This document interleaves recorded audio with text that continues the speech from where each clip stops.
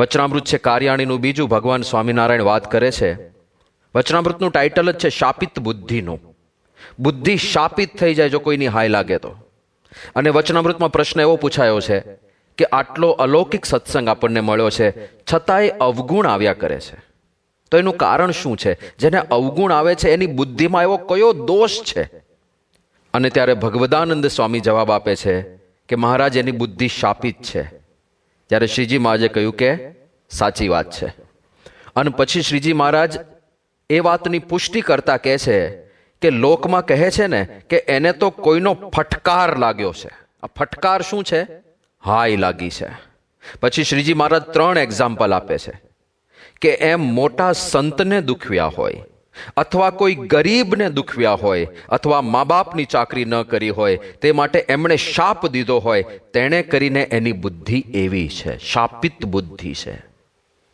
ભગવાન મળે તો ભગવાનમાં પણ અવગુણ જ જુએ, એ ભક્તિ ના કરી શકે. શાપિત બુદ્ધિ, આસુરી બુદ્ધિ. કોના કોના ફટકાર લાગે? અહીંયા 3 એક્ઝામ્પલ મહારાજે આપ્યા. ગરીબ, સંત એટલે કે મોટા ભક્ત સંત, અને ત્રીજા મા બાપ. આ 3માં બહુ ધ્યાન રાખવું. માતા પિતાની સેવાની વાત તો આપણે ત્યાં વર્ષોથી છે. માતૃદેવો ભવ, પિતૃદેવો ભવ. માતા પિતા દુખાય, એમના અંતરમાંથી હાયકારો નીકળી જાય એવું આચરણ જો પુત્ર કરે, ધૂળ પડ્યું એ જીવનમાં. લાખો રૂપિયાના કરોડોના બંગલા બનાવ્યા હોય, પણ માતા પિતાના અંતરમાંથી જો હાયકારા નીકળતા હોય ને તો એ બંગલા સુખ નહીં આપે ક્યારેય. મા બાપની ચાકરી કરવી આપણું કર્તવ્ય છે સંતાન તરીકે. એમનું બધું ધ્યાન રાખવું, એ મને કરીને સંતુષ્ટ રહે એવો એક્ટિવલી પ્રયાસ કરવો, એ આપણું ઉત્તરદાયિત્વ છે. રાજા દશરથને એક મા બાપની જ હાય લાગી હતી ને. શ્રવણકુમાર તો ભૂલમાં મૃત્યુ પામ્યા. રાજા દશરથનો કાંઈ ઇન્ટેન્શન નહોતો. એ તો ધનુર્વિદ્યાની પ્રેક્ટિસ કરતા હતા. એમને એમ કે કોઈ મૃગલું છે નદીના કિનારે, એટલે એમણે બાણ ચલાવ્યું. શબ્દવેધી બાણ હતું, એટલે વ્યક્તિ દેખાતો નહોતો, મૃગલું લાગ્યું, બાણ ચલાવ્યું, શ્રવણનું મૃત્યુ થયું. અને શ્રવણે છેલ્લી ઈચ્છા વ્યક્ત કરી હતી કે મારા અંધ મા બાપ અહીંયા આગળ બેઠા છે, તરસ્યા છે, આ પાણી લઈને ત્યાં જજો અને એમને પાણી પીવડાવજો. રાજા દશરથ ગયા. કયા મોઢે વાત કરે કે તમારા દીકરાનો હું હત્યારો છું, લો આ પાણી પીવો. અને એના હાથનું પાણી પીવે પણ ખરા પેલા અંધ મા બાપ. અને એ વખતે જે વિહવળ થઈ ગયા છે શ્રવણના માતા પિતા, ત્યાં જ એમણે અગ્નિ પ્રગટ કરીને અગ્નિ પ્રવેશ કરી દીધો છે. પણ અગ્નિ પ્રવેશ કરતા કરતા એક સંકલ્પ, એક હાયકારો ઉચ્ચારીને ગયા કે અમારું મૃત્યુ જેમ અમારા પુત્રના વિયોગમાં થાય છે, એમ તારું મૃત્યુ પણ દશરથ તારા પુત્રના વિયોગમાં જ થશે. અને જ્યારે તારું મૃત્યુ થશે ત્યારે એક પણ પુત્ર તારો હાજર નહીં હોય. અને એક્ઝેક્ટલી એ હાય લાગી કે નહીં? દશરથ રાજા રામચંદ્રજીના વિયોગમાં મૃત્યુ પામ્યા. અને જ્યારે મૃત્યુ પામ્યા ત્યારે 4માંથી એક પણ પુત્ર હાજર નહોતો. તો માતા પિતાની હાય લાગે એવું ના કરવું. હા, સંભવ છે ક્યારેક માતા પિતાની પ્રકૃતિ વિચિત્ર હોય, ક્યારેક એમના સ્વભાવો અત્યંત કઠિન હોય, એમના સ્વભાવને લીધે આખા ઘરનું વાતાવરણ તંગ રહેતું હોય. એટલે વડીલોએ પણ સમજવાનું છે કે હવે મોટી ઉંમર થઈ, જિંદગી જોઈ લીધી, વધારે પડતી અપેક્ષા નથી રાખવાની. વાતે વાતે નાનાઓને ટોકવાના નથી હોતા.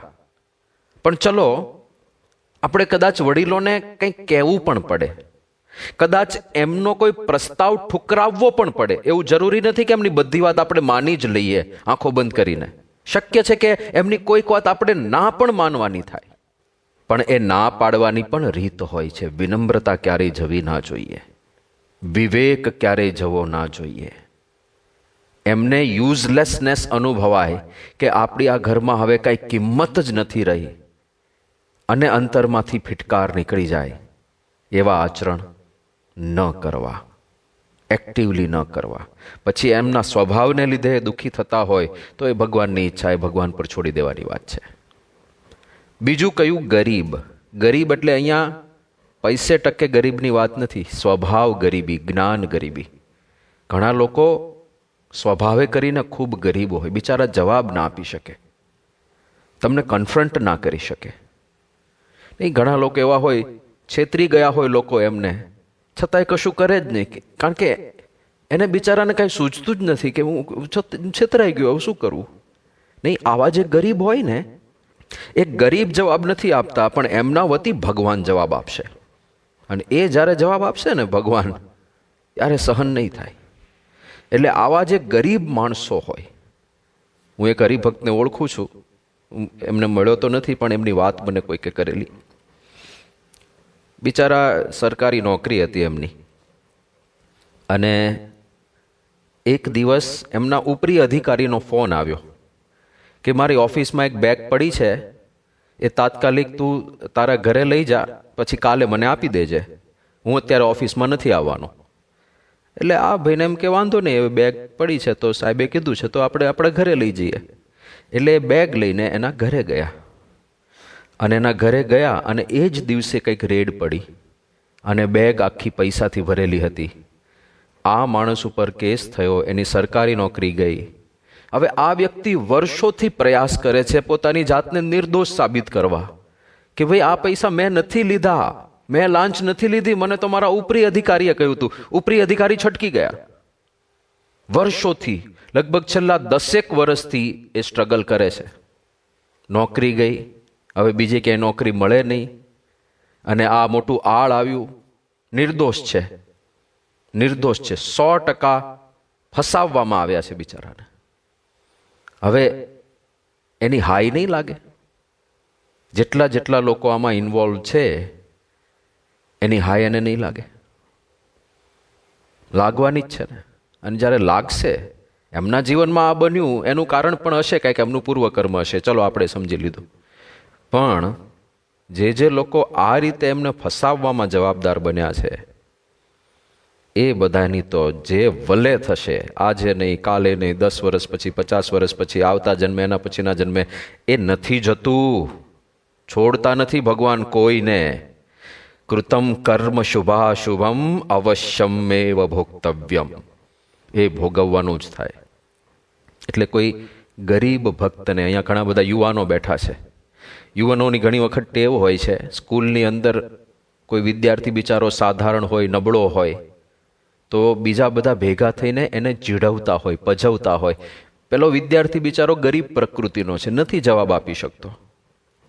જવાબ નથી આપી શકતો એટલે સહન કરી લે છે.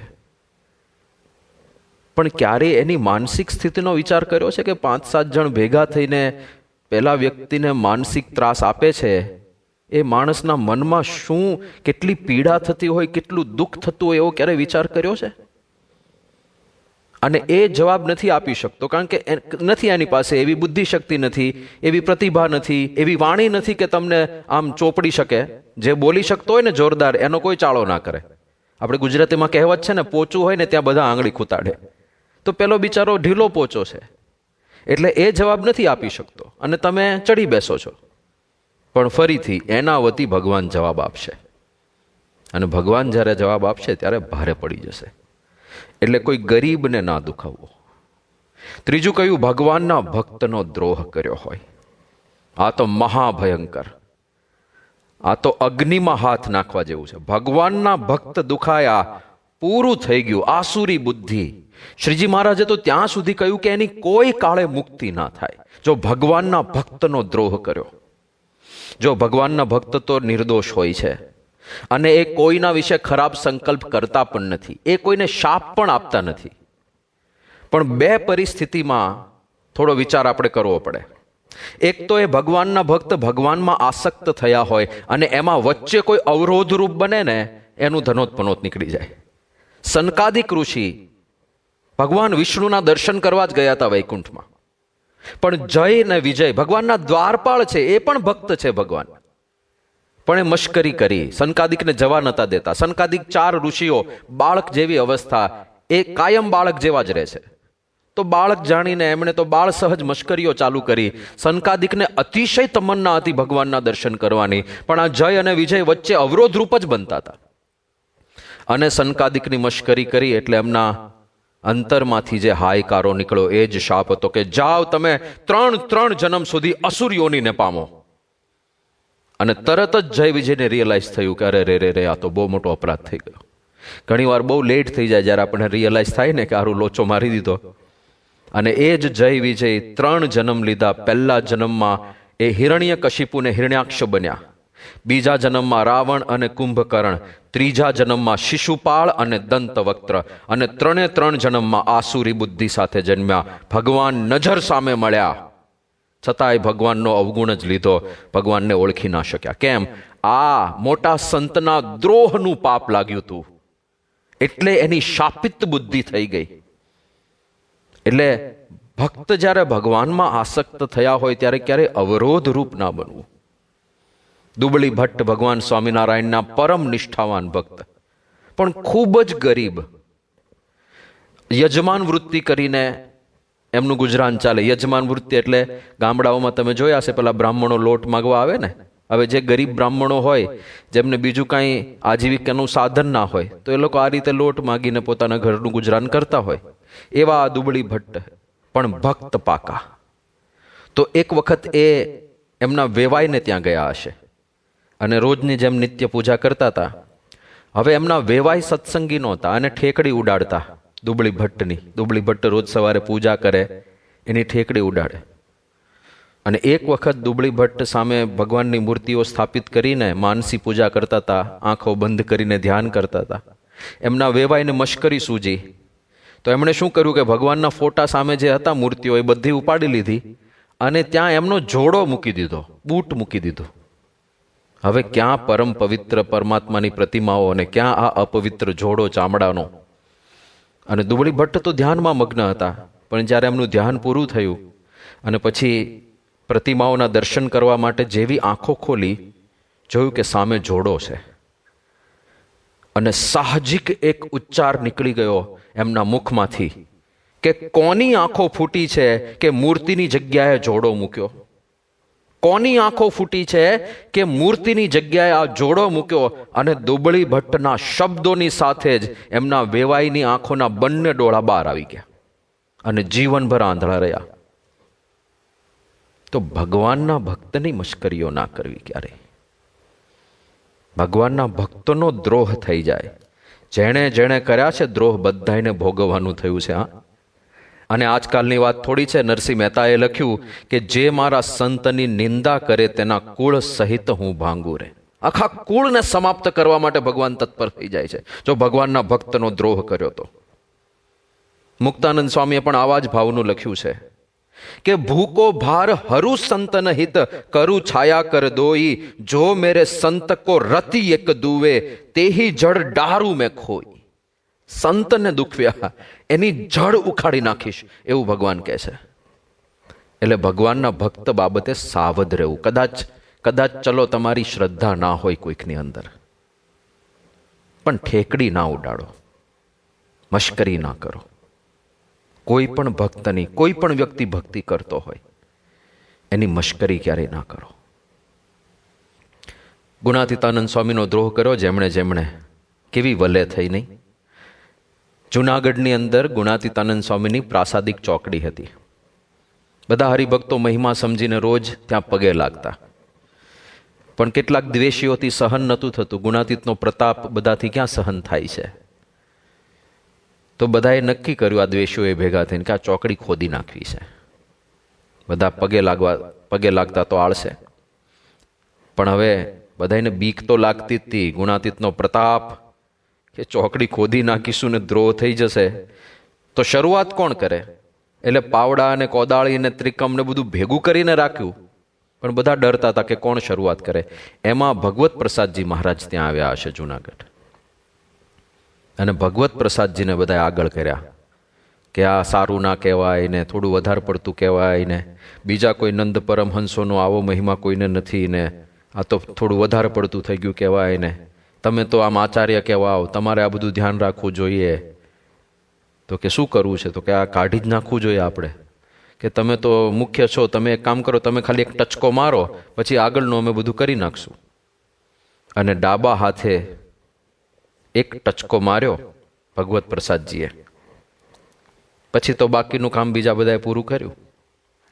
પણ બધાને ખબર છે કે આ દ્રોહ થયો ગુણાતીતનો. ભગવત પ્રસાદજીનો ડાબો હાથ આખો સડી ગયો હતો. અને રોજ વાટકી ભરીને પરુ નીકળતું. રોજ. ગ્રંથોમાં નથી લખ્યું આ બધું, ખાલી એટલું જ લખ્યું છે કે એમની આંગળી પાકી હતી, એટલું જ લખ્યું હતું. આંગળી નથી પાકી, આખો હાથ પાક્યો હતો, સડી ગયો હતો, અને રોજ વાટકી ભરીને પરુ નીકળતું હતું. અને પોતે સ્વીકારતા હતા કે આ ગુણાતીતનો દ્રોહ કર્યો એનું આ પરિણામ છે. પોતે ઘણી વાર કહેતા હતા.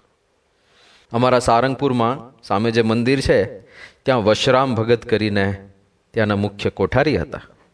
અને જ્યારે શાસ્ત્રીજી મહારાજના વખતમાં અત્યારે આપણું જે મંદિર છે સારંગપુરનું, એ મંદિર બનતું હતું, તો ત્યાં આગળ આમ વિશાળ મંદિરનું પ્લાનિંગ કર્યું હતું શાસ્ત્રીજી મહારાજે. એમની છાતીને ધન્યવાદ આપવા પડે. શું હિંમત કહેવાય! કાંઈ નહીં, નહોતા નાણાં, નહોતા બાણા, પાણા નહોતા દાણા, કશું જ હાથમાં નહીં, અને 108 ફૂટ ઊંચા મંદિરની પરિકલ્પના કોણ કરી શકે? પણ શાસ્ત્રીજી મહારાજ તો ભવિષ્ય વેદતા પુરુષ, એકદમ વિશાળ કાય પાયા, એ પાયાની પૂર્ણી કરીને સ્તંભ પંક્તિઓ ઊભી કરેલી હતી. આ બાજુ ધર્મશાળાનું પણ કામ ચાલતું હતું, પણ કામ કરનારા બહુ ઓછા, મજૂરો પણ બહુ ઓછા, એટલે બધું આમ મોટું મોટું પણ પાંખી હાજરી નીચે દેખાય. એટલે આ વશરામ ભગત ત્યાંથી નીકળે ને તો આમ હાથ ઊંચો કરીને એક વખત બોલ્યા કે આ હજીરો ખડક્યો છે એ એમને એમ મૂકીને બધા ગુજરાત ભાગી જશો. ત્યાં જે કામ કરતા છે થોડા ઘણા સંતો ભક્તો, એમને આવી વાત કરી. તો સંતો ભક્તોએ પછી શાસ્ત્રીજી મહારાજને કહ્યું કે સ્વામી, પેલા વશરામ ભગત અહીંથી હમણાં નીકળ્યા હતા અને આવું બોલ્યા કે આ હજીરો ખડક્યો છે અને આમને આમ પૂરું કર્યા વગર ભાગી જશો પાછા ગુજરાત. શાસ્ત્રીજી મહારાજ એકદમ શાંતિથી બોલ્યા કે આપણે તો મહારાજ સ્વામીની ઈચ્છાથી આ મંદિર કરીએ છીએ, આપણે કોઈ જાતનું મમત્વ નથી, પણ રાગ દ્વેષથી જે કોઈ બોલે છે તો તેનું ફળ મળશે, આવું શાસ્ત્રીજી મહારાજ બોલ્યા. અને ફળ મળ્યું. હાથ ઊંચો કરીને આંગળી ચીંધીને વશરામ ભગત બોલ્યા હતા, એમનો એ હાથ સડ્યો. મહિનાઓ સુધી હોસ્પિટલમાં રહ્યા હતા વશરામ ભગત, બધા સાક્ષી છે. મહિનાઓ સુધી ટ્રીટમેન્ટ ચાલી, છતાંય કોઈ ટ્રીટમેન્ટ કામ ના આવી. છેવટે એ હાથ કપાવવો પડ્યો. જે મારા સંતને રતિ એક દુવે, તેહી જડ ડારું મેં ખોઈ. ભગવાન અને સંત એટલા દયાળુ છે પાછા, એ માફ કરી દે, તરત જ માફ કરી દે, એટલા ઉદાર હૃદય છે. અમદાવાદનો પ્રસંગ, ત્યાં આગળ મંદિરે દર્શન કરવા ગયા છે શાસ્ત્રીજી મહારાજ, અને ત્યાં જે બ્રહ્મચારી હતા પૂજારી, એને પડદા બંધ કરી દીધા, દરવાજા બંધ કરી દીધા ભગવાનના, કે અહીંયા ક્યાં તારો બાપ અક્ષર પુરુષોત્તમ છે, અહીંયા તો નરનારાયણ દેવ છે, એમ કરીને દરવાજા બંધ કરી દીધા. અને શાસ્ત્રીજી મહારાજ દર્શને આવ્યા છે એવું જાણીને ઘણા બધા પાર્ષદો ને હરિભક્તો ને બધું ટોળું ભેગું થઈ ગયું. એટલે શાસ્ત્રી મહારાજ સાથે જે હરિભક્તો હતા એમને લાગ્યું કે થોડું જોખમ છે, એટલે તાત્કાલિક શાસ્ત્રીજી મહારાજ મંદિરમાંથી નીકળી જાય એ રીતે બધા નીકળવા માંડ્યા. પણ એટલામાં તો બધાએ મારવાનું ચાલુ કર્યું. શાસ્ત્રીજી મહારાજ તો નીકળી ગયા હતા, પણ બધા હરિભક્તોને માર પડ્યો થોડો. અને શાસ્ત્રીજી મહારાજ નીકળતા હતા એમાં બીજા એક બ્રહ્મચારીએ જોયું કે યજ્ઞપુરુષ દાસજી જાય છે, તો એમના હાથમાં પહેલા છે ને મોટા લોટા આવતા, પિત્તળિયા લોટા, તો એકદમ વજનદાર પિત્તળનો લોટો એમના હાથમાં હતો. એ છૂટો માર્યો શાસ્ત્રીજી મહારાજ ઉપર. શાસ્ત્રીજી મહારાજ તો એકદમ ચપળ, એટલે સાઈડમાં હટી ગયા. પણ શાસ્ત્રીજી મહારાજ સાઈડમાં હટ્યા એટલે એ લોટો વાગ્યો સીધો મોતીભાઈને અહીંયા કપાળ પાસે, અને લોહીની ધારા છૂટી. પછી તો બધા નીકળી ગયા મંદિરમાંથી, અને શાસ્ત્રીમાં તો ક્ષમાશીલ તરત જ વિચરણમાં જોડાઈ ગયા. થોડા દિવસો પછી પાછા અમદાવાદ આવ્યા, અને શાસ્ત્રીજી મહારાજ અચાનક કે આપણે મંદિર દર્શને જવું છે. બધા કે સ્વામી, ગઈ વખતનો અનુભવ યાદ નથી? શાસ્ત્રીજી મહારાજ કે આ વખતે એવું કશું જ નહીં થાય. બધા હરિભક્તોને શાસ્ત્રીજી મહારાજમાં પરમ વિશ્વાસ, બધા ગયા દર્શને, અને આખું વાતાવરણ જુદું. શાસ્ત્રીજી મહારાજ ગયા, દર્શન કર્યા, કોઈ કશું જ બોલતા નથી. ઉલટાના બધા એકદમ ભાવથી મળવા આવ્યા. બધાને આશ્ચર્ય કે આ બધું બદલાય કેમનું ગયું. પણ થયું તું એવું કે જે બ્રહ્મચારીએ લોટો માર્યો હતો, બીજા જ દિવસથી એના આખા શરીરે એટલી બળતરા થાય, રહેવાય નહીં, બૂમો પાડે, સખત પીડા, અને કશું પકડાય નહીં કે આ બળતરા થાય છે શેની. ગમે તે લગાવે, ગમે તે ચોપડે, મલમ પટ્ટી કરે, કશો ફરક જ ના પડે ને બળતરા ઉપડ્યા કરે. આખો દિવસ રીબાય. અને એ પોતે પણ સ્વીકારતા હતા કે આ એક સાચા સંતનો દ્રોહ કર્યો યજ્ઞ પુરુષદાસજીનો, એનું આ પરિણામ છે.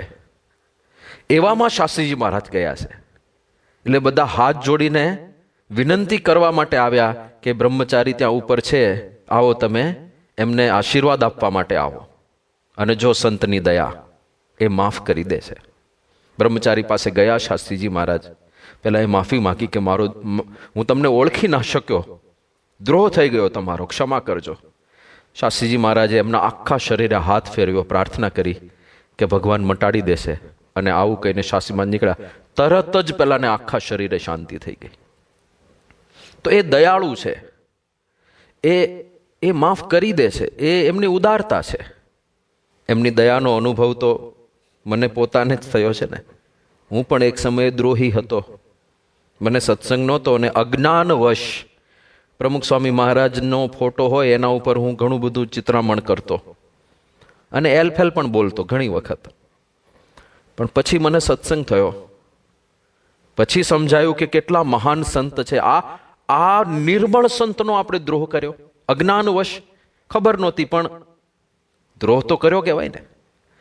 અને સત્સંગ થયો એટલે આપણે પછી તો આ બધું વાંચનમાં આવે, શાસ્ત્રો વાંચ્યા કે આ પાપનું તો કોઈ પ્રાયશ્ચિત જ નથી, આ તો બહુ મોટો અપરાધ છે ભગવાનના ભક્તનો દ્રોહ કરવો. એટલે મને થયું કે શું કરવું, કારણ કે આ પાપમાંથી કેવળ ભક્ત જ ઉગારી શકે, આ નક્કી વાત છે. એમની જ શરણમાં જવું પડે. અંબરીશ રાજાનું આખ્યાન બહુ પાવરફુલ છે ને. દુર્વાસા ઋષિએ અંબરીશ રાજા ઉપર ગુસ્સે થઈને જટામાંથી કૃત્યા ઉત્પન્ન કરી કે મને પૂછ્યા વગર તે પારણા કેમ કરી લીધા, અને કૃત્યાને કીધું કે મારી નાખ અંબરીશ રાજાને. પણ હજી કૃત્યા કાંઈ કરે પેલા તો ભગવાનનું સુદર્શન ચક્ર આવીને ઊભું રહી ગયું. મારા ભક્તની રક્ષામાં મારું ચક્ર હંમેશા હોય, એમના ભક્તને ક્યારેય ઊની આંચ ના આવે. તો કૃત્યાને તો સુદર્શન ચક્રએ ત્યાં જ પતાવી દીધી, અને પછી સુદર્શન ચક્ર પાછળ પડ્યું દુર્વાસાની, અને દુર્વાસા ભાગ્યા કે કોઈ બચાવ્યા તો વિષ્ણુ ભગવાનનું સુદર્શન. ગયા બ્રહ્માજી પાસે, ઉગારો હે બ્રહ્મદેવ ઉગારો. બ્રહ્માજી કે આ તો સુદર્શન છે ભાઈ, મારું કઈ ના ચાલે. શંકર ભગવાન પાસે ગયા કે પ્રભુ ઉગારો, કે ના ના ના ના, વિષ્ણુ ભગવાનનું ચક્ર આવે છે, મારું કશું ના ચાલે. વિષ્ણુ ભગવાન પાસે ગયા કે પ્રભુ આપ ઉગારો, આપનું ચક્ર છે, આપ પાછું વાળી લો.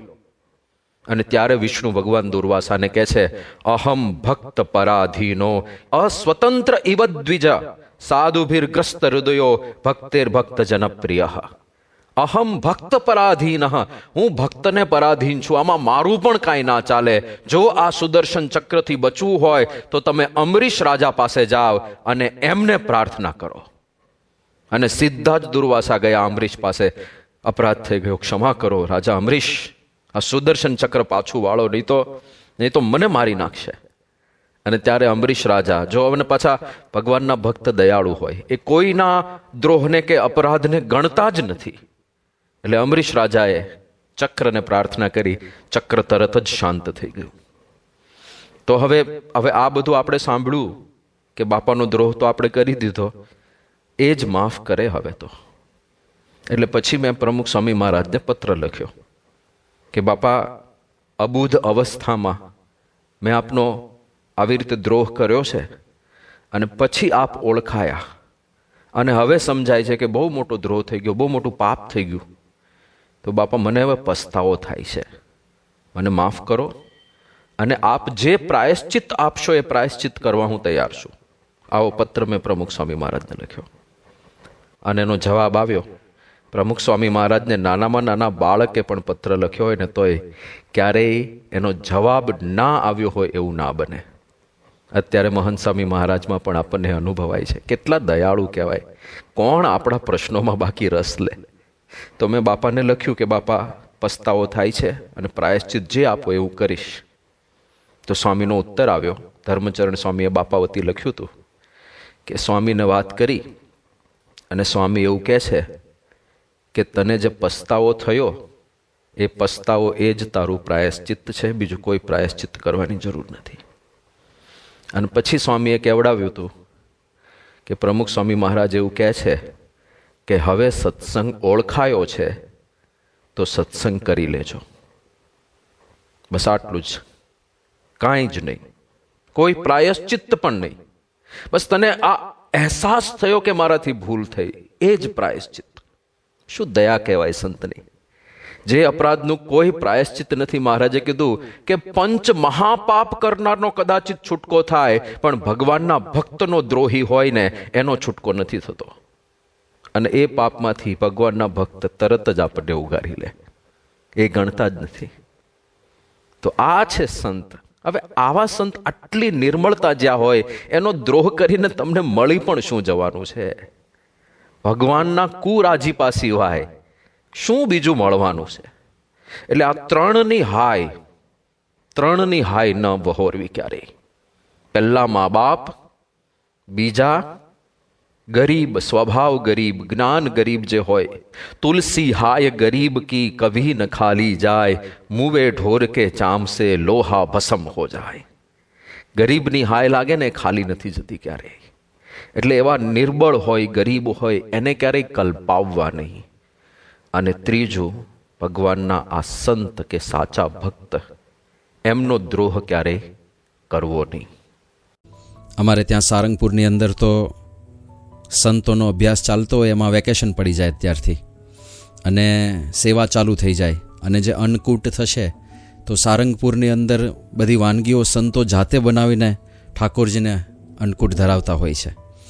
તો આ દિવસો જે છે દિવાળીની આસપાસના, એ વાતાવરણ એવું હોય છે કે સાહજિક એક આનંદ આપણા બધાના હૃદયમાં વર્તતો હોય. સત્વગુણની પ્રધાનતા વિશેષ હોય એટલે બહુ આનંદ થાય. અને સાથે સાથે આવો સત્વગુણ હોય એટલે આપણને શુભ સંકલ્પો પણ ઘણા થાય. અને ખાસ કરીને નવું વર્ષ હોય એટલે જીવનનો એક નવો અધ્યાય શરૂ થાય છે. જીવનનો અધ્યાય નવો શરૂ થાય ત્યારે આપણે બધા જૂની બધી વાતોને, જૂના બધા વિવાદોને, જૂના બધા દુઃખને ભૂલી જતા હોઈએ છીએ ને નવા સંકલ્પો કરતા હોઈએ છીએ.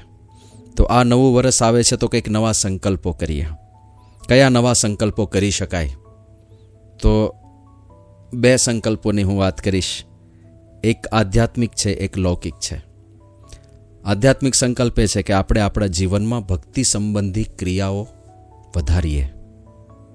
મૂળ તો આપણો જન્મ જ આ પૃથ્વી પર જે થયો છે એનું લક્ષ્ય પરમાત્મા પ્રાપ્તિ છે, ભગવાનની ભક્તિ છે. આપણી મુક્તિ થાય આ જન્મ મરણના ચક્રમાંથી, અહમ મમત્વરૂપી બંધનોમાંથી.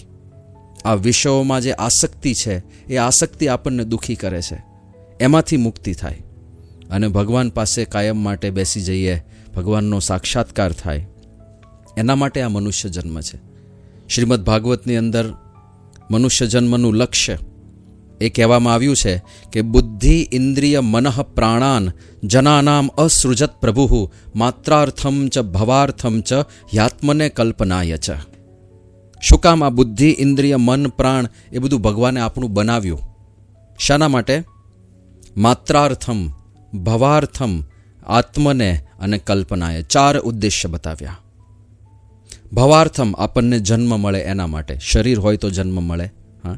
બીજું માત્રાર્થમ, પોતપોતાના પૂર્વકર્મ પ્રમાણે જે કાંઈ વિષય ભોગ આપણને પ્રાપ્ત થાય, કંઈક જોવાનું, કંઈક સાંભળવાનું, કંઈક જમવાનું, કંઈક સ્પર્શ કરવાનો, તો એ ભોગવવા માટે એક તો જન્મ છે.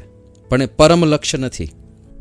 પછી કહ્યું યાત્મને, એટલે કે આત્માની સદગતિ થાય, આત્માને પરલોકની પ્રાપ્તિ થાય એના માટે. અને છેલ્લે પરમ લક્ષ્ય કહ્યું કે અકલ્પનાય ચ. અકલ્પનાય એટલે બધા કર્મો બળીને ભસ્મ થઈ જાય, કર્મ બંધન બધા ટળી જાય, પરમાત્માની પ્રાપ્તિ થાય, આપણો મોક્ષ થાય, આપણી મુક્તિ થાય. એના માટે આ મનુષ્ય જન્મ છે. તો ભગવાનની ભક્તિ, ભગવાન સાથે ગાઢ પ્રીતિ, પ્રગાઢ પ્રીતિ થઈ જાય તો મુક્તિ નિશ્ચિત છે. અને એના માટે સાચા ગુરુ, સાચા સંત માધ્યમ બનતા હોય છે. પણ આપણા ગુરુની જ ઈચ્છા છે કે આપણે ભક્તિ સંબંધી ક્રિયાઓ જીવનમાં વધારીએ. અને કદાચ વધારીએ નહીં તો એની ગુણવત્તા વધારીએ.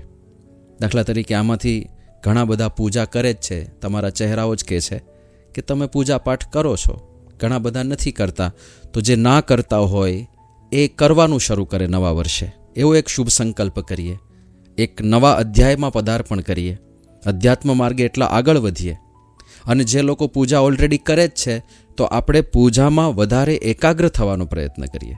ઘણીવાર શું થાય કે પૂજા ચાલુ થઈ જાય, આપણું મન આપણને ત્યાં પાર્ક કરી દે, હાથમાં માળા પકડાવી દે અને માળા ફરતી હોય, પણ માળા અહીંયા ફરતી હોય અને મન બીજે ભમતું હોય. એવું નહીં. આપણને જ્યારે જેવી ખબર પડે કે મન ભટકી ગયું છે, પાછું ખેંચીને અહીંયા બેસાડવાનું. મન કેવું છે? નાના બાળક જેવું છે. જેમ નાનો બાળક તમે મૂક્યો હોય છૂટો તો એ પાખણીયા ભરતો ભરતો ભરતો દૂર જતો રહે, પાછો એને મમ્મી ઊંચકી લાવે અને પાછી એની જે પ્રોપર જગ્યા હોય ત્યાં બેસાડે. પાછો એ ચંચળ હોય એટલે ફ્રુક થઈને પાછો જતો રહે, પાછા એના માતા જાય અને પાછો એને બેસાડે. બસ મનને આપણે આવી રીતે કરવું પડે. પણ જો આપણે એકદમ સાવધાનીપૂર્વક નક્કી કરીએ કે જો આપણે 11 માળા કરતા હોઈએ કે 21 માળા કરતા હોઈએ કે 5 જ માળા કદાચ કરતા હોઈએ, પણ શરૂઆત એકથી કરીએ કે એક માળા એવી કરવી છે કે ભગવાન સિવાય, ગુરુની સ્મૃતિ સિવાય બીજો કોઈ વિચાર જ ના આવે. ત્યાંથી શરૂ કરીએ. એક માળા એવી થશે, પછી 1માંથી 2 એવી કરીએ, 2માંથી 5 એવી કરીએ, 5માંથી 11 એવી કરીએ. એમ કરતાં કરતાં વધતું જશે. પણ ક્વોલિટીમાં થોડો સુધારો કરીએ. અને જેઓ પૂજા નથી જ કરતા તો આપણે પૂજા કરવી જોઈએ. થોડો સમય ભગવાન માટે, ભક્તિ માટે કાઢવો જોઈએ. એટલા માટે જે કાંઈ આપ્યું છે એ કોણે આપ્યું છે? ભગવાને આપ્યું છે. 24 કલાક ભગવાને આપ્યા. એમાંથી આપણે 15-20 મિનિટ એમને પાછી પૂજા રૂપે આપવાની છે. ખાલી ભગવાનના ઉપકારોનો વિચાર કરીએ ને, કેટલા બધા ઉપકારો છે, કેટલું બધું એમણે આપ્યું છે, પણ આપણે બધું ભૂલી જઈએ છીએ. એક કવિતા વાંચી હતી, એના શબ્દો મને બહુ ગમી ગયા. એક પંક્તિ જ આવી હતી ક્યાંકથી કે હું ને મારો ભગવાન બેવ ભૂલકણા. હું ને મારો ભગવાન બેવ ભૂલકણા, એ રોજ મારા પર અનંત ઉપકારો કરે અને હું એને ભૂલી જાઉં. અને હું રોજ અનેક ભૂલો કરું અને એ એને ભૂલી જાય. હું અને મારો ભગવાન બેવ ભૂલકણા. કેટલી અદ્ભુત વાત છે. કેટલા બધા ઉપકારો ભગવાન કોઈ અપેક્ષા વગર બસ 2 હાથે આપણને આપ્યા જ કરે છે. પણ આપણું એના તરફ લક્ષ્ય જ નથી હોતું. ક્યારેય વિચાર જ નથી કરતા કે કેટલું બધું આપ્યું છે અને શેના માટે આપ્યું છે, એ તરફ આપણું ધ્યાન જ નથી હોતું. દાખલા તરીકે કોઈક વ્યક્તિ એવો મળે તમને કે તમે એને 1 રૂપિયો આપો અને 2 મહિનામાં એ તમને 1000 રૂપિયા પાછા આપે, તો કેવું એ કહેવાય? આ આંકડો થોડો નાનો પડે છે. ચલો હું તમને, તમે જે ભાષામાં સમજો છો એમાં સમજાવું. દાખલા તરીકે તમને કોઈક વ્યક્તિ એવો મળે કે તમે આજે એને 1 લાખ રૂપિયા આપો અને 2 મહિનામાં એ તમને 10 કરોડ પાછા આપે. હવે બધાના ચહેરા ઉપર ચમક આવી. આજે તમે 1 લાખ આપો અને 2 મહિનામાં તમને 10 કરોડ પાછા આપે, તો એનો કેટલો ઉપકાર માનો. તમે એને ભગવાનની જેમ પૂજો કે ના પૂજો? હા, તો પછી આ શું છે? 1 દાણો જમીનમાં વાવ્યો આજે અને 2 મહિનાની અંદર 1000 ગણું કરીને આપે. અને જ્યારે જ્યારે આપો ત્યારે ત્યારે 1000 ગણું આપે. પણ આપણે એ ઉપકારને ધ્યાનમાં જ નથી લેતા. હવા, પાણી, ખોરાક, આ બધું આખું નેચર એમણે બનાવ્યું. પ્રકૃતિમાંથી આખું સર્જન એમણે કર્યું જેથી આપણો નિર્વાહ થાય અને આપણે ભૂલી જઈએ. કારણ કે હું ને મારો ભગવાન બેવ ભૂલકણા. અને આપણે કેટલી બધી ભૂલો કરીએ. એમણે જ આપણને બુદ્ધિ આપી અને એ બુદ્ધિએ કરીને આપણે એમના જ સ્વરૂપનું નિરાકરણ કરી નાખીએ કે ભગવાન જેવું કંઈ છે જ નહીં. તોય ભગવાન ભૂલી જાય. કશો વાંધો નહીં, કશો વાંધો નહીં. હું ને મારો ભગવાન બેવ ભૂલકણા. એ કોઈ આપણી ભૂલ ધ્યાનમાં જ નથી લેતા. અને આપણે તો પ્રગટ ભગવાનના આશ્રિતો છીએ ને. આપણે તો સ્પષ્ટપણે માનનારા છીએ કે ગુરુહુ સાક્ષાત પરમ બ્રહ્મ. આપણને ગુરુ રૂપે સાક્ષાત પરમાત્મા મળ્યા છે. તો પ્રગટ ભગવાનનો વિચાર કરીએ કે આપણા ગુરુ આપણા ઉપર કેટલા બધા ઉપકારો કરે છે. મહંત સ્વામી મહારાજ, ઇઝ 91, 91 વર્ષની ઉંમર છે. 91 વર્ષની ઉંમરે આજે પણ કાર્યરત છે, વિચરણ કરે છે. હજુ પણ 91 વર્ષે વિચરવું, દર 15 દિવસે, દર 20 દિવસે તમારી જગ્યા બદલાય, પાણી બદલાય, પથારી બદલાય, દિશાઓ બદલાય. 91 વર્ષે આ બધું અઘરું છે, પણ છતાં એ કરે છે. કોના માટે? આપણા માટે. આપણને એક હરિભક્તને સંતોષ મળે. ઘણીવાર મહંત સાંઈ મહારાજ જ્યાં હોય સમીપ દર્શનનું આયોજન થાય છે.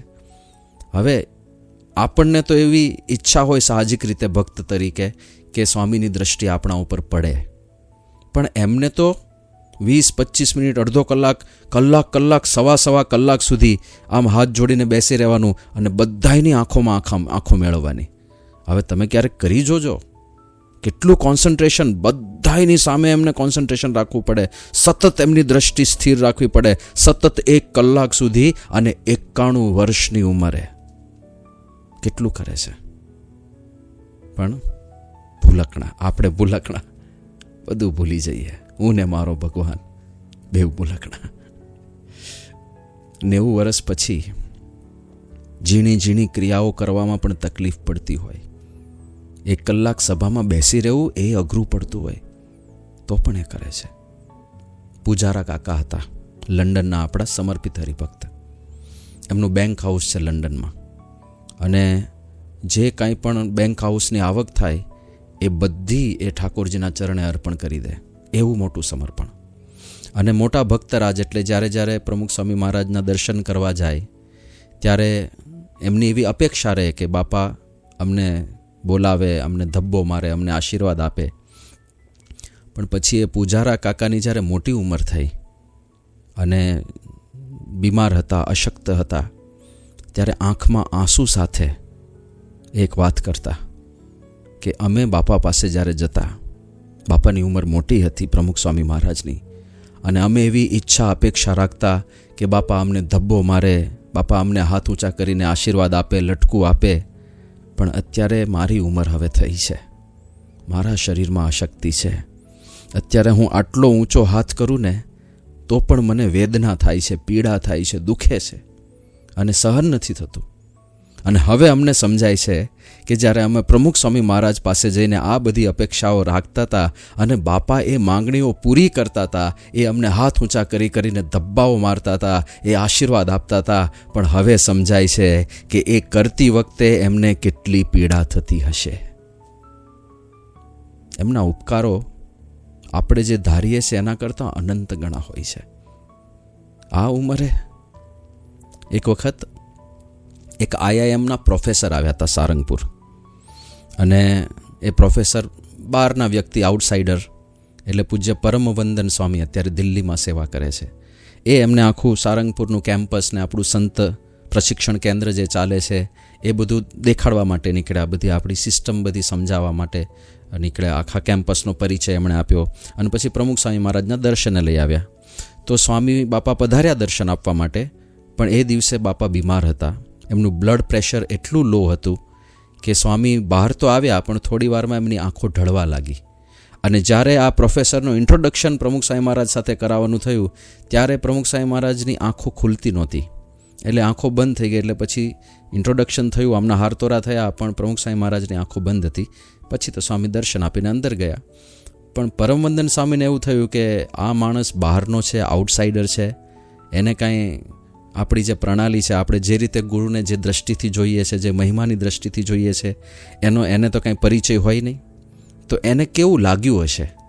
એટલે એમણે ખાલી સ્પષ્ટતા કરવા માટે કહ્યું કે જુઓ, હજી તો પરમવંદન સ્વામી બોલવાની શરૂઆત કરે એની પહેલાં પ્રોફેસર બોલ્યા. એકદમ વિચક્ષણ હતા, એકદમ બુદ્ધિમાન હતા. એમણે કહ્યું કે લુક સ્વામી, ડોન્ટ વરી, તમે ચિંતા ના કરો, મને કંઈ એવું લાગ્યું નથી. અને પછી એણે કહ્યું કે સ્વામીજી, આઈ કેન અન્ડરસ્ટેન્ડ, હું સમજી શકું છું કે 94 ઇઝ નોટ અ ગેમ. 94 વર્ષની ઉંમર એ રમત વાત નથી. તો રમત વાત નહોતી, પણ એમણે તો એવી જ રીતે જીવી ગયા જાણે રમત વાત હોય. કોના માટે? આપણા માટે. તો આપણા માટે તો એમના ઉપકારો પ્રત્યક્ષ છે. કદાચ પહેલાં પરોક્ષ ઉપકારો આપણે ના માનીએ, પ્રત્યક્ષ ઉપકારો તો આપણને દેખાય છે. એ ઉપકારોની સામે આપણે શું કરવાનું છે? એમની જે અપેક્ષા છે આપણી પાસે, અને કઈ અપેક્ષા છે? આ જ કે આપણે ભક્તિ કરીએ, આપણે ભગવાનની સમીપમાં જઈએ, આપણે આપણું આચરણ શુદ્ધ કરીએ, આપણે આપણા જીવનમાં શુદ્ધિ લાવીએ, જોવામાં સંયમ રાખીએ, સાંભળવામાં સંયમ રાખીએ, જમવામાં સંયમ રાખીએ, વાણીમાં સંયમ રાખીએ, વાણીનો વિવેક રાખીએ, થોડું સત્સંગ વાંચન રોજ કરીએ, થોડી ભક્તિ સંબંધી ક્રિયાઓ ઉમેરીએ આપણા ડેઇલી રૂટીનની અંદર. અને અમુક વસ્તુ તો કેવી છે, સાહજિક થાય એવું છે, ખાલી આપણે નક્કી જ કરવાનું છે, થોડી પ્રેક્ટિસ જ કરવાની છે, થોડી સાવધાની જ રાખવાની છે. જેમ કે હાલતા ચાલતા આપણે કંઈ કામ નથી હોતું. ઘણીવાર એવો સમય ફાજલ જતો હોય છે જેમાં આપણે બીજું કામ કરી શકીએ. કે નાતા નાતા સિમ્પલ ક્રિયા લઈએ, નાતા નાતા તમે સ્વામિનારાયણ સ્વામિનારાયણ બોલી શકો કે ના બોલી શકો? બોલી શકાય. ઘણીવાર વોકિંગ કરતા હશે, ઘણા બધા કસરત કરતા હશે, તો એ દરમિયાન કોઈક ભક્તિ સંબંધી ક્રિયા એની સાથે પેરેલલી થઈ શકે, ના થઈ શકે? થઈ શકે. તો એવું કંઈક ઉમેરીએ, તો એ બધું કરીએ. પહેલું રિઝોલ્યુશન નવા વર્ષનું આ છે. બીજું રેઝોલ્યુશન છે જે લૌકિક છે પણ બહુ જરૂરી છે. આપણા પરિવારજનો, મિત્રો, સંબંધીઓ સાથે પરસ્પરના સંબંધો, એમાં આપણો સ્વભાવ નડે નહીં, એમાં આપણો અહંકાર નડે નહીં, એમાં ધ્યાન રાખીએ. પ્રમુખ સ્વામી મહારાજ એક વાત કરતા કે સંબંધો સારા રાખવા માટે શું કરવાનું? તો બાપા કહેતા એકબીજાને સમજવાની કોશિશ કરે, મોટું મન રાખે, ઘર સભા અને સત્સંગ. તો સત્સંગ ને ઘર સભાની વાત તો થતી હોય છે, પણ એકબીજાને સમજવાની કોશિશ કરે અને મોટું મન રાખે. મોટું મન એટલે માફી માગી લઈએ. બીજા માફી માગે તો માફી આપી દઈએ. ઘણીવાર માફી આપતા નથી આપણે, જાણી જોઈને પેલાને તડપાવવા માગીએ. એને એની ભૂલનો અહેસાસ થવો જોઈએ, એની ભૂલનો અહેસાસ થવો જોઈએ. એવા અહંકાર શું કામ રાખવાના? બીજો એની ભૂલ સ્વીકારે કે ના સ્વીકારે, તમે એને જેવા છે એવા સ્વીકારી લો ને. માફી માગે કે ના માગે, તમે ગળે લગાડી લો ને. આપણા જ છે ને, આપણા સ્વજનો જ છે. આમ તમે વિચાર કરો ને, તો કેટલા લોકો ખરેખર જીવનમાં ઇમ્પોર્ટન્ટ છે, આપણા જીવનને જે અફેક્ટ કરતા હોય, એવા કેટલા લોકો સાથે આપણે સારા સંબંધો રાખવા માટે કોમ્પ્રોમાઇઝ કરવાનું થાય, થોડું છોડવાનું થાય, થોડી માફી માગી લેવાની થાય. કેટલા લોકો એવા? આમ જો ને, તમે લિસ્ટ બનાવો ને, તો આપણું જીવન 40થી 50 લોકોની વચ્ચે જ પૂરું થઈ જાય છે. બીજા બધા તો ખાલી માહોલ માટે છે. 40-50 લોકો સાથેનો જ ઘનિષ્ઠ સંબંધ હોય છે આપણો. અને 40-50 પણ હું વધારે બોલું છું. જે ખરેખર મેટર કરે છે એવા તો એના કરતાંય ઓછા હોય છે.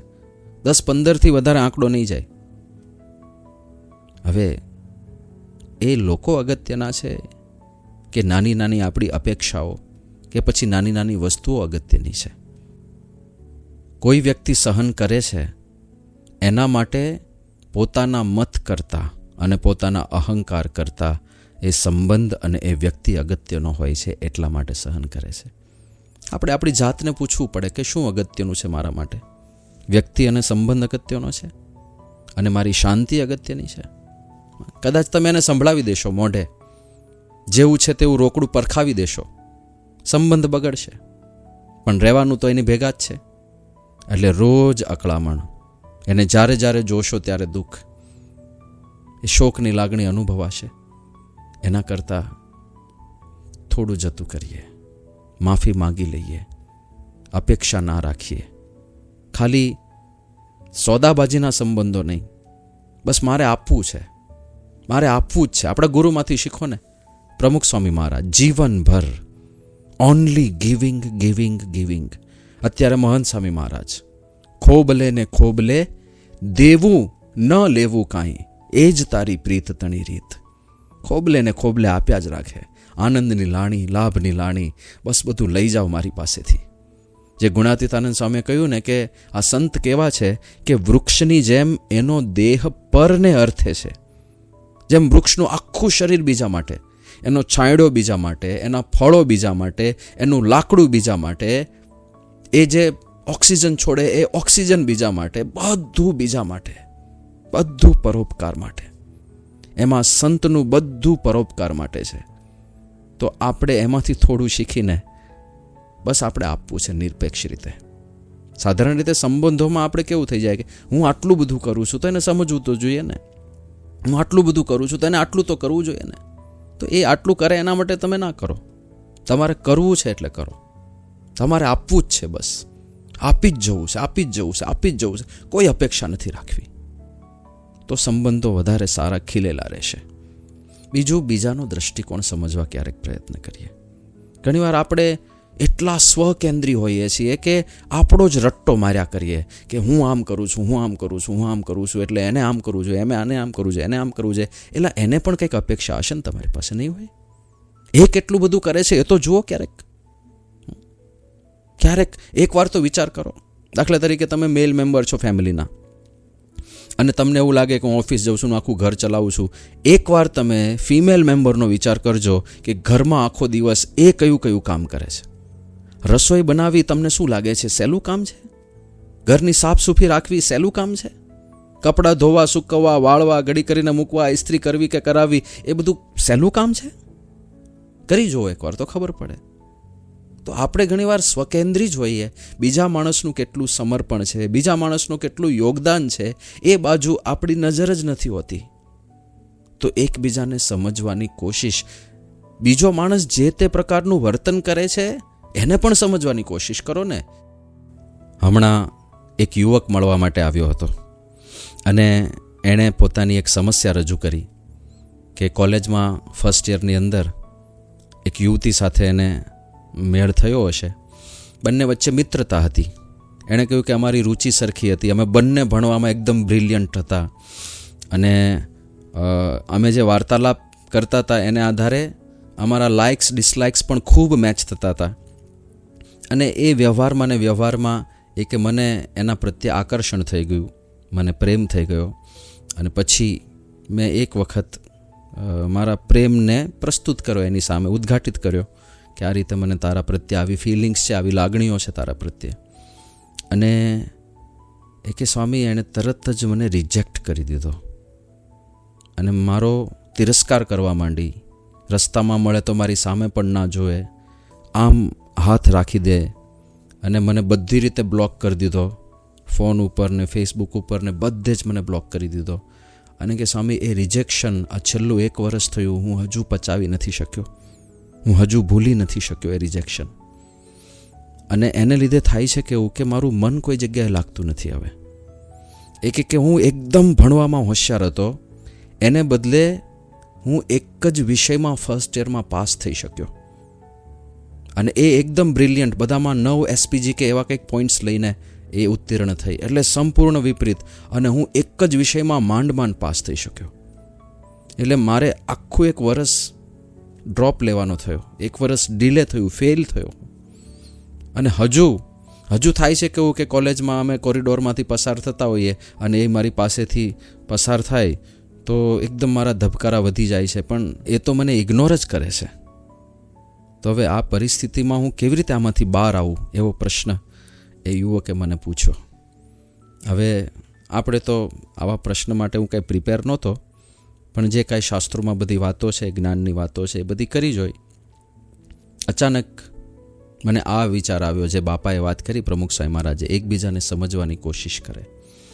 એટલે મેં કહ્યું કે જો ખાલી તું તારી જાતને એની જગ્યાએ મૂકીને જો.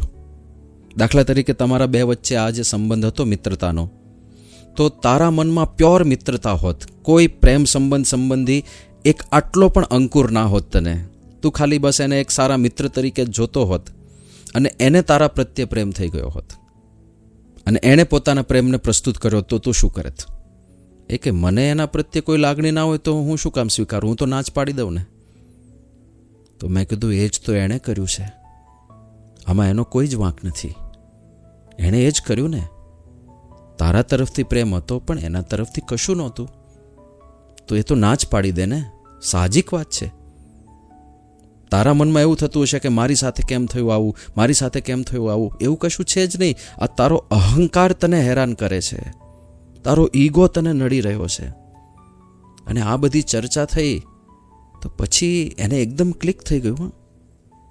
એ કે સ્વામી વાત તો સાચી છે કે આમાં એનો કોઈ વાંક પણ નથી ને, એણે જે કર્યું એ એની રીતે તો યોગ્ય જ કર્યું છે.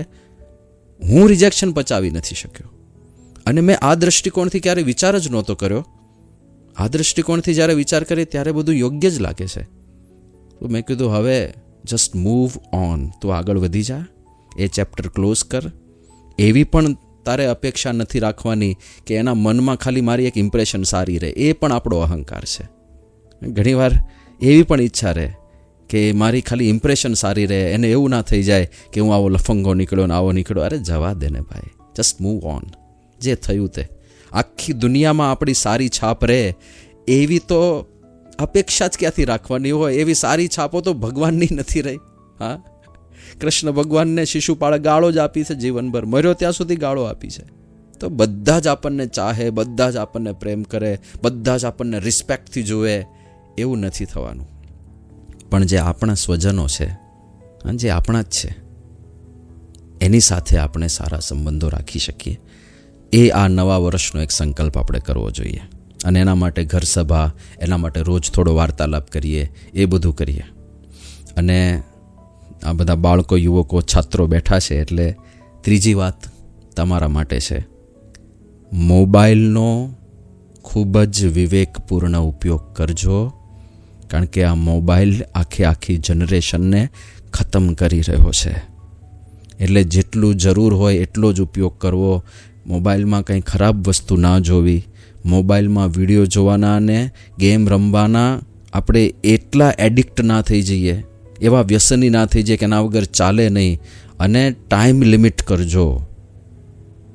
રોજ 15 મિનિટ, 20 મિનિટ, અડધો કલાક, જે તમે નક્કી કરો તે. પણ રોજના 5-5, 6-6, 8-8, 10-10 કલાક મોબાઈલમાં આપણે મંડ્યા રહીએ તો આપણું જીવન બરબાદ થાય છે.